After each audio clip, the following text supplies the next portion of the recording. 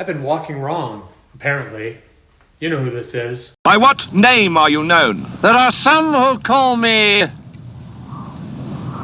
Tim. I run marathons, I lift weights, I talk about insulin sensitivity for fun. And yet, according to the internet, I've been walking wrong.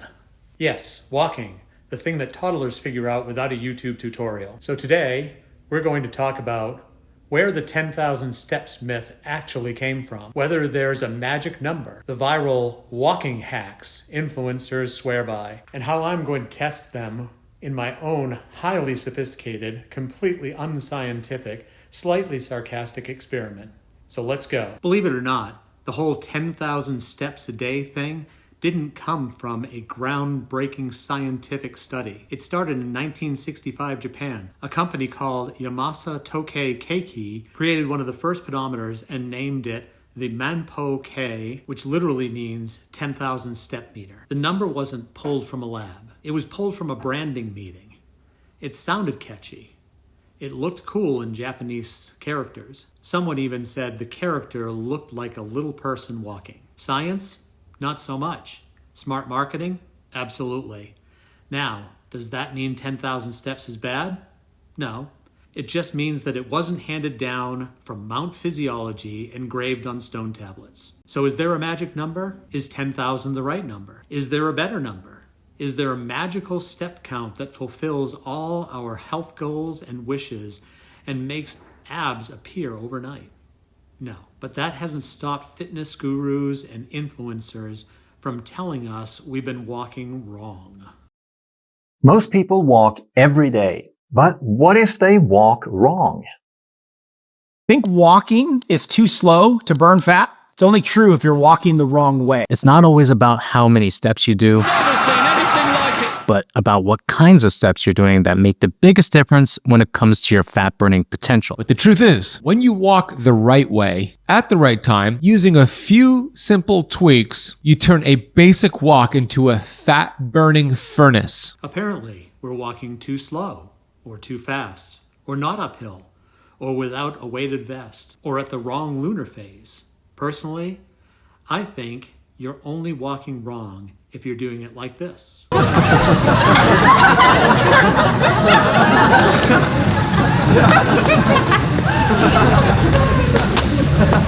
The Ministry of Silly Walks may not improve fat oxidation, but it will improve morale. For the sake of testing some of these hacks, and as another 1% improvement goal, I'm going to experiment for 2 weeks. Now let me be clear, this is pseudoscience. Pseudo meaning fake science.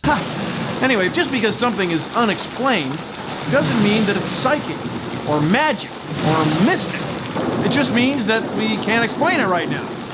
But trying to find answers to things we don't understand is part of being human. It's human nature. It's why we have science. And I guess it's probably why we have pseudoscience. Me adding habits for 2 weeks while not controlling all other variables is not scientific at all. But it's practical, and practical beats perfect. So let's look at the most popular walking hacks. First up, the viral one, Japanese walking. There's a new trend in fitness called the Japanese walking method. And compared to regular walking, it's supposed to offer better cardio, increase strength and endurance in your legs, and even improve metabolic health. But what is Japanese walking? Here's what it actually is. Walk slow for 3 minutes, walk fast for 3 minutes, repeat 5 times. Total, 30 minutes. So, it's interval walking. I'm not sure where the Japanese part came from, but I found it on the internet. And the internet doesn't lie. The claim? It increases fat oxidation compared to steady state walking. Translation? You burn more fat. Now, I can't directly measure fat oxidation, but I can compare calories burned. 30 minutes of steady state walking versus 30 minutes of interval walking. First thing I need to do is get a baseline as far as how many calories I'll burn doing just a standard walk. So during that standard steady state walk, you can see that I burned 185 calories. And then later on, I went out and I did a interval walk, and you can see that during that 30 minutes, I burned 207 calories. Let's compare. So as you would expect, you can see that I walked a little further because I was walking faster for part of the time. You can see that I burned about 11% more calories. You can see that my pace was a little faster because I was walking faster half the time. And my average heart rate went up because, again, I was walking faster half the time.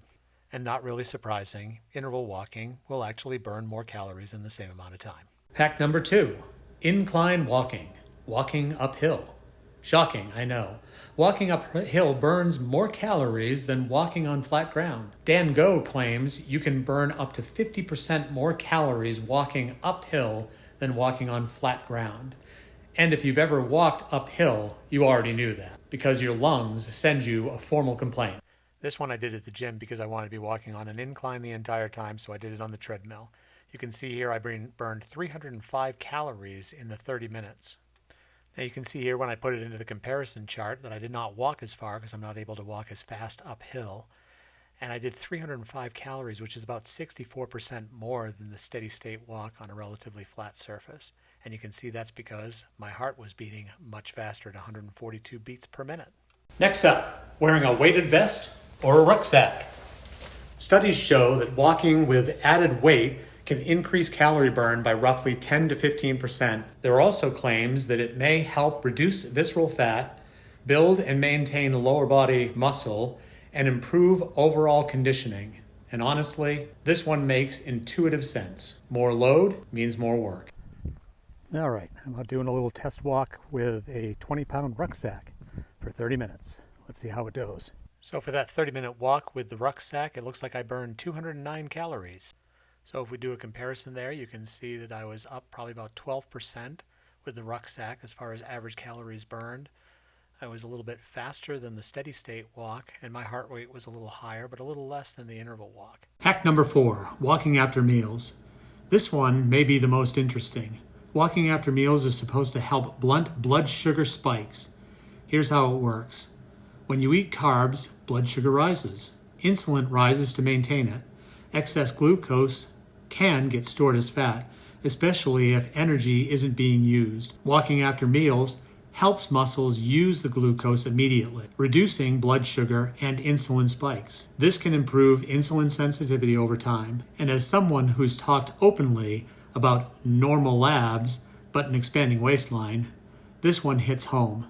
Benazati from Keto Camp talks about post-meal walking and something he calls vitamin G. Vitamin G stands for gratitude, not available on Amazon.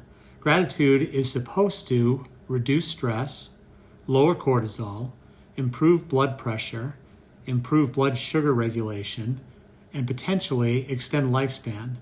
So my post-dinner plan, 15-minute easy walk, practice gratitude, and see what happens. Worst case scenario, I lower stress. Best case scenario, lower stress and better metabolic health. So, my 2-week walking plan. Here's the full experiment. After breakfast, a 30-minute Japanese interval walk on an incline, wearing a weighted rucksack or vest. Yes, all the hacks combined. If I disappear, assume I rolled down a hill. After lunch, 30-minute Japanese interval walk around the neighborhood. Some mild inclines, no rucksack or weighted vest. After dinner, 15-minute easy walk. Practice vitamin G, gratitude. Focus on stress reduction. So, have we been walking wrong? Here's the truth. You're not walking wrong. You're just possibly leaving opportunity on the table. 10,000 steps isn't magic, but walking consistently, that's powerful. Walking uphill, more stimulus. Intervals, more intensity. Rucking, more load. Post-meal walks, better blood sugar control. Gratitude, lower stress. You don't need all of them. You need consistency. Are you ready for your 1% challenge? If you're not walking at all, your 1% improvement might simply be to start walking 10 minutes a day. If you're already walking, maybe your 1% is to add 1 incline session. Try interval walking twice a week.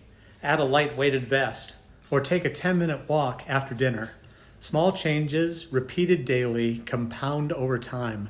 That's how transformation works. Now it's your turn. Drop a comment and tell me, what's your walking plan? Are you starting? Adding incline? Trying intervals? Practicing vitamin G?